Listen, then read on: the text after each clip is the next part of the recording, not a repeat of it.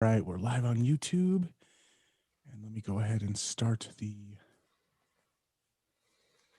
recording here. Let's see. I'm going to record on my computer. This is Male Entrepreneur Podcast, episode number 160, and we are live in 3, 2. All right, welcome back to the Male Entrepreneur Podcast, the podcast for men who win, with your host, Purdeep Sangha. Purdeep, how you doing today, man? I'm doing awesome, man. The sun just started to shine a lot more as we were wrapping up this episode here. So I love the sunshine, man. It just it energizes me. Anytime I see the sun, it's a good day. I know.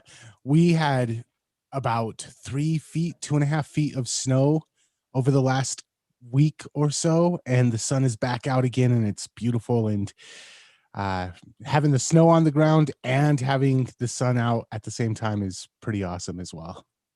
Well, I'm glad. It seems like we're actually full-blown spring here, so that's nice. I actually put out some bird seed the other day, and the birds are just coming out like crazy. So that's nice it's nice to see. It's nice to hear the birds in the morning. It's nice to get up to sunshine. It's a different way to start your day.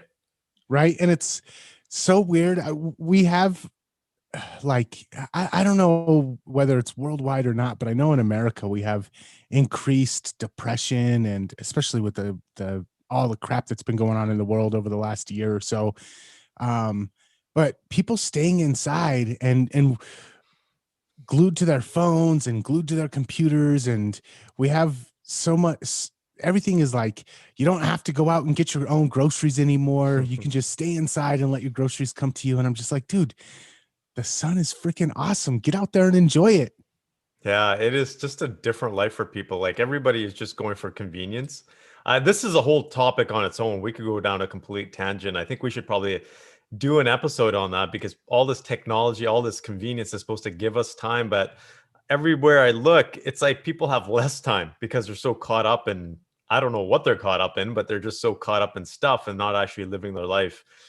It was interesting. I was on a podcast yesterday, and I was the gentleman, the host, was asking me about my background, and I talked about how I was raised on an orchard, and he stopped me. He's a marketing guy. And he stopped me and he's like, you know what? That needs to be your pitch. If you're ever doing speaking events or whatever it is, he's like, that needs to be your pitch. And specifically, this one line, which is completely true and has been a big part of my life, is the most favorite part of my day growing up as a kid was walking outside into the orchard and watching the trees grow.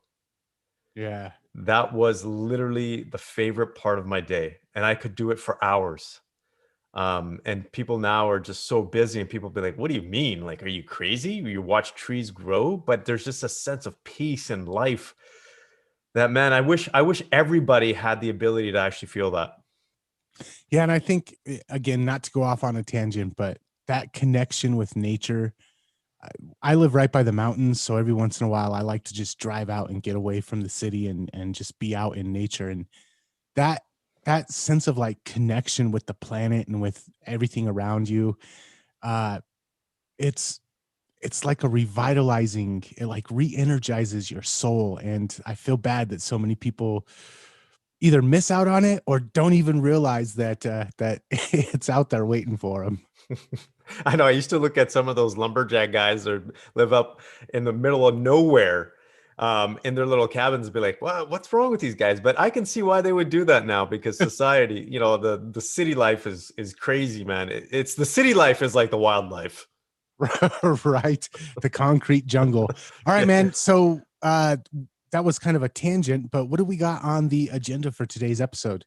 Well, I guess it goes in line with the topic of being a jungle or wildlife or whatever you want to call it, but this whole concept of government and what's happening here specifically in Canada. I just heard, and I don't know, I can't confirm this, whether this is accurate or this is actually real or not, but I just spoke to a small business owner who was talking about the government issuing another set of, you can say, grants or funding or free money to businesses without having to apply for it. So businesses in the past who applied for it will automatically, according to this gentleman, get this additional money of the same amount put into their bank account.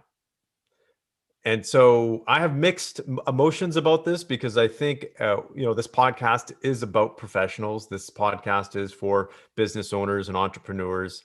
And we talk about the business world, what the long-term ramifications of this will be for the economy and for business owners who are actually doing well in this type of pandemic because they've applied certain principles of actually moving or shifting their business in the direction that they needed to versus people that kind of just stood still and took the money and didn't do anything with it. So I didn't get any, because we had similar programs here in the United States where we had something called PPE where you could apply for government money. I didn't apply for, I think they've done 2 or 3 drafts or rounds of it now. I didn't apply for them, partially out of kind of a moral stance, and then just partially out of the fact that I wasn't in the position that I actually needed them. But I did see a lot of businesses on, and I think we'll probably get into this. I saw businesses that didn't need it apply for it anyways and got it. And we saw here some abuses, big businesses that had giant profit margins, but they just had the best lawyers, and their lawyers were like, yeah, we can get you as much money as you possibly need. And then I also saw businesses that honestly were teetering before all of this, and probably because of the way they were running their business should have gone out of business, but then they had like this uh life reserver thrown to them, and I think as soon as this free money goes away, they're going to go out of business anyways. It was just delaying the inevitable. And so I don't know if that was a good use of taxpayer money either. So while I'm sympathetic to business owners that really needed it, like gym owners and restaurant owners and stuff like that, I did see a lot of abuse and I saw a lot of waste. And I'm not a big fan of wasting taxpayer dollars, but Mhm. that's kind of just me. Maybe, I don't know. I wonder what your take is being in Canada. I completely agree. I think if someone's going to get money like that, there definitely should be an application process. I understood in the past where it was urgent for people to get money and the application process was very simple. I think they had to get the money in the hands of people quick. But now just to say, hey, look, we're going to give free money again without any process, I think that's going to have a downfall. Unfortunately, it's having an impact on everybody because you're absolutely right. The one thing that is the bigger challenge here is businesses that weren't making it in the first place, just getting free money. And that's a challenge. And I understand that everybody's human. And I'm the first one to say we need to treat everybody equally. We need to be there for our fellow man. When I say man, I mean just a society, men and women. We need to be there for the people in our communities and we need to help. I don't think anybody should struggle within our countries, whether it's the US or Canada, where we're fairly progressive countries. We're not third world countries. There's no reason why anybody should not have shelter, not have food, not have education. Yet we still have this large degree of inequality. And so, again, I do have mixed feelings about this because I don't think the government is actually doing what it needs to do, which is get better education to the business owners and not just give them free money. Why do you think that that's government's role? About the education? Yeah. Well, I don't think it's the government's role, but I think it can help. I think it can definitely help people because educating and here's why I say this. If we take a look at a lot of the things that have happened, for example, this vaccine, a lot of the vaccine cure in terms of where we got to in such a fast pace was because a lot of it was funded by the government, the research. So the government backed up and put billions of dollars into this research, and we got vaccine very quickly, for example. But let's just take a look at outside world. If there is a lot of innovation, for example, if it's backed up by government and certain programs can be pushed faster. I'm not saying it's a responsibility of government to educate business owners. What I'm saying is the government can do a better job of educating rather than giving free money. Mm. So if you're going to do something for the people, why not educate them? Because free money is not going to help them they need to know what to do with the money, first of all. So I want to get your take on this. And this applies just to general welfare for people, and then also what I call business welfare or corporate welfare, which I'm actually kind of against because I see it be abused a lot. But when I was younger, I used to have a lot of friends that were what they called train kids. They were kids that would just jump on a train and move from city to city, and they'd go down south in the winter, and then they'd come up north in the summer. They chose to live that way, though.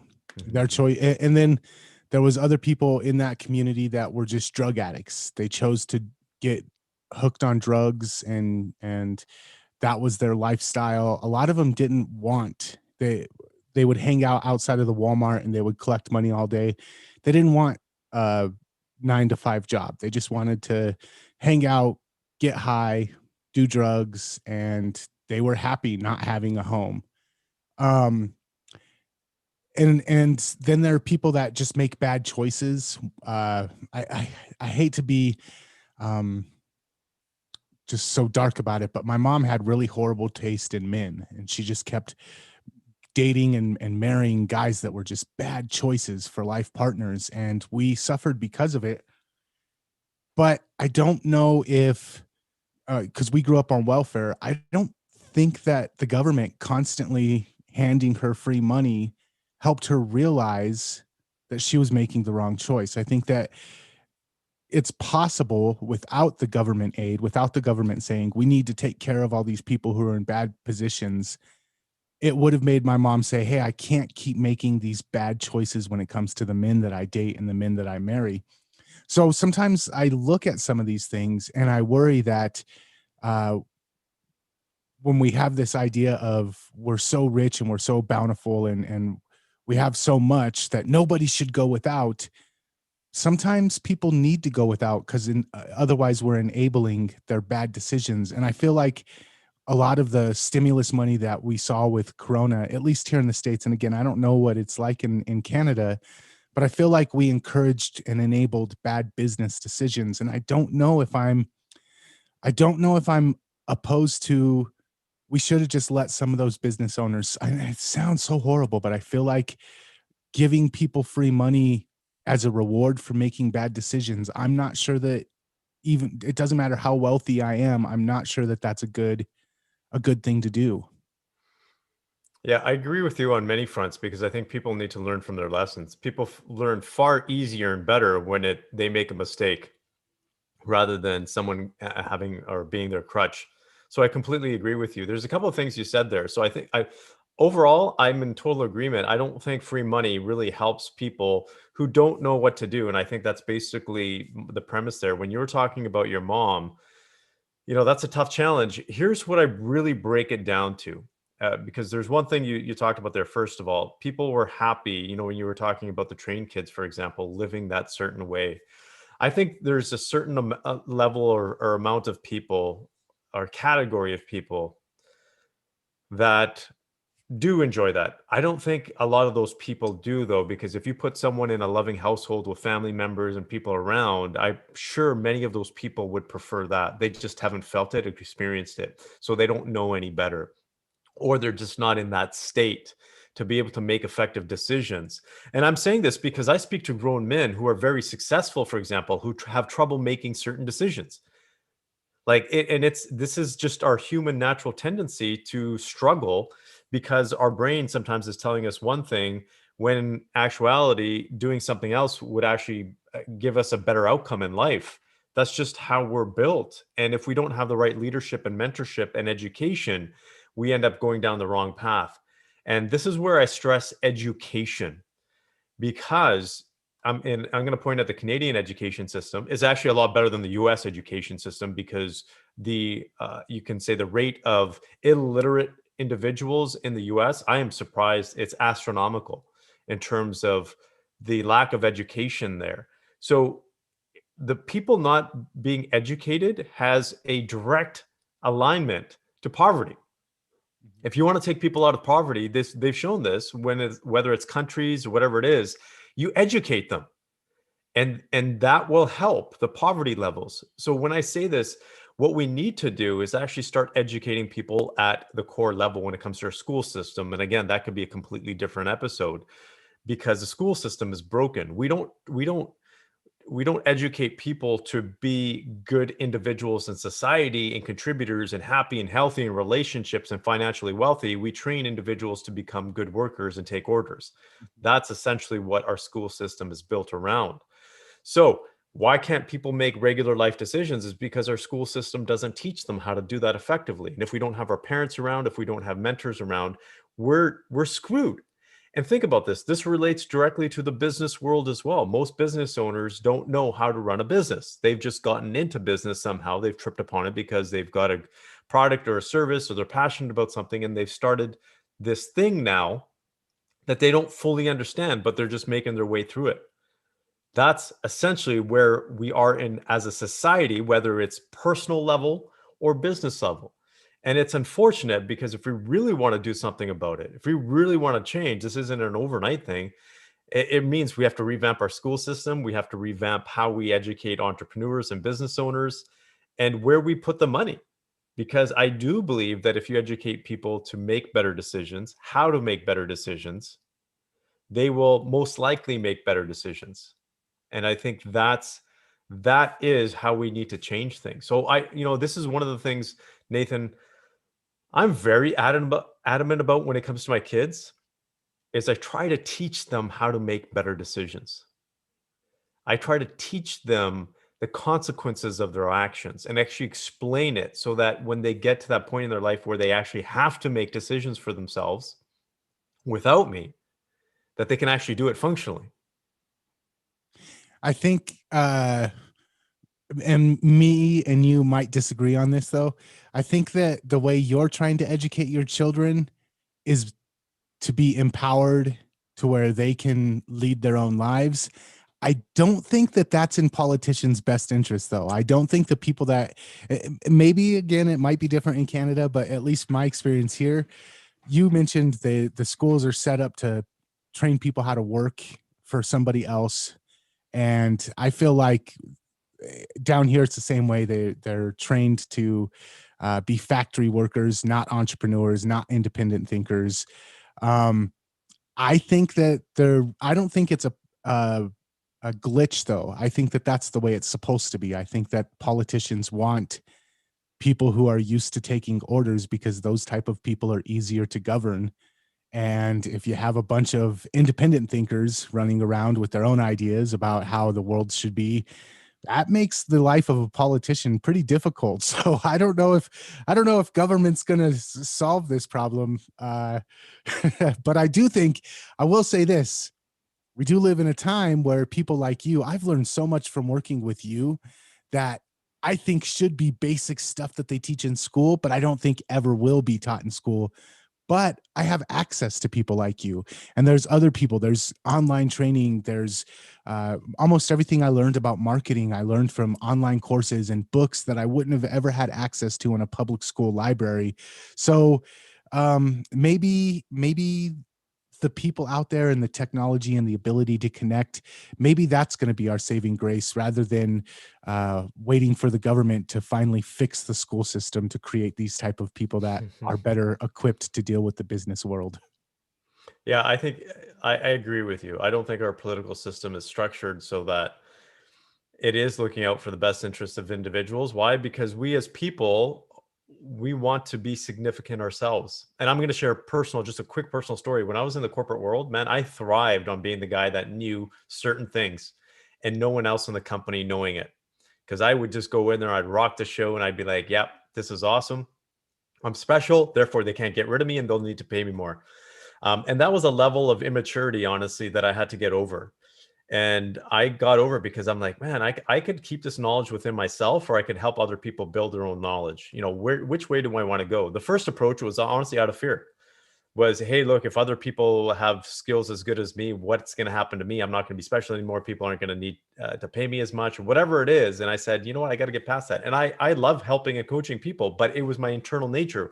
We all have this. Politicians have this because they feel special in a certain way. It's a hierarchy system. and they want to help people, but we all internally have that fear. Hey, look, what if people don't need me anymore? What's going to happen to my position? Unfortunately, that's where we're at in terms of politics or whatever it is, in so many different aspects. We need to get over that fear. And that, man, there's just a lot of conversations there. I don't even know where we start, but I do fundamentally think that it starts with the education system, with our younger kids, and how we raise them. Yeah, and I would say a lot of, and it's kind of tiptoeing and walking a fine line sometimes, but with Bella, I've taken it upon myself, the things that I know that the schools aren't going to teach her, I'm making sure to slowly introduce to her. And I think that parents taking on that role, instead of saying I'm going to leave it up to the schools to teach my kids, saying I'm going to co-teach, I'm going to make sure that they get the stuff that the schools want, but I'm also going to make sure that they get the stuff that I want them to get. Yeah, and my last thing on this one is, yeah, don't leave it to the school system. If you, the only thing I leave to my school system, actually, I shouldn't say that, because my kids are Montessori, so they are learning a lot of life skills. But eventually, they will go into the public system, and it's basically, you're going to learn science, you're going to learn those certain things, and that's it. I know you. I have to teach you how to be successful in life. That's how we have to take a look at it as fathers. Man, perfect. Okay, so for guys out there listening and women probably listening too, if they want to check out more of this podcast, where's the best place to go?